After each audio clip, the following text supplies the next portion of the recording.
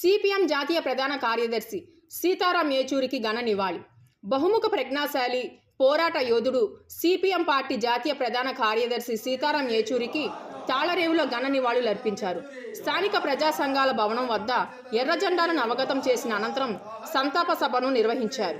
ఏచూరి చిత్రపటానికి పూలమాలలు వేసి నివాళులు అర్పించారు.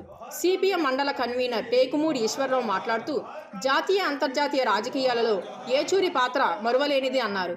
ఆయన స్ఫూర్తితో ప్రజా ఉద్యమాలు ముందుకు తీసుకెళ్తామని ప్రతిజ్ఞ చేశారు.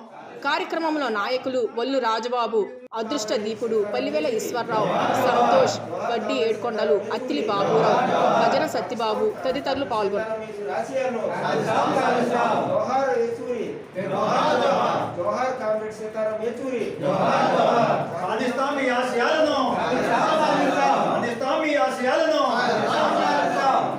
మనం భారతదేశంలో పీడిత ప్రజలకు విముక్తి కలగాలని, భారతదేశ రాజ్యాంగం ప్రకారం అందరికీ సమాన హక్కులు సాధించాలనే ఉద్దేశంతో తన విద్యార్థి దశ నుంచే ఉద్యమాల వైపు వచ్చి అత్యున్నత మేధావి, ఢిల్లీ యూనివర్సిటీలో, జవహర్లాల్ నెహ్రూ యూనివర్సిటీలో ఉత్తమ విద్యార్థి, అనేక భాషలు ఉన్నటువంటి మహామేధావి, అలాగే ప్రస్తుతం సిపిఎం పార్టీకి ప్రధాన కార్యదర్శిగా ఉన్నటువంటి కామ్రేడ్ సీతారాం ఏచూరి గారు నిన్న మరణించడం జరిగింది.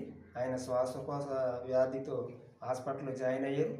ఆయన యొక్క మృతికి ఈరోజు ఇక్కడ ఉన్నటువంటి మన ప్రజా సంఘాలన్నీ కూడా నివాళులు అర్పిస్తూ ఘన నివాళులు అర్పిస్తూ ఉన్నాం.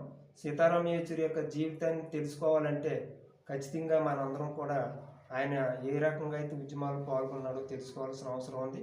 విద్యార్థి దశలోనే ఎమర్జెన్సీ విధించినప్పుడు ఇందిరాగాంధీ ప్రధానమంత్రి రాజీనామా చేయాలని కూడా ఆయన నెహ్రూ యూనివర్సిటీలోనే ఆవిడ ఎదురుగుండానే డిమాండ్ పెట్టినటువంటి ధైర్యశీలి.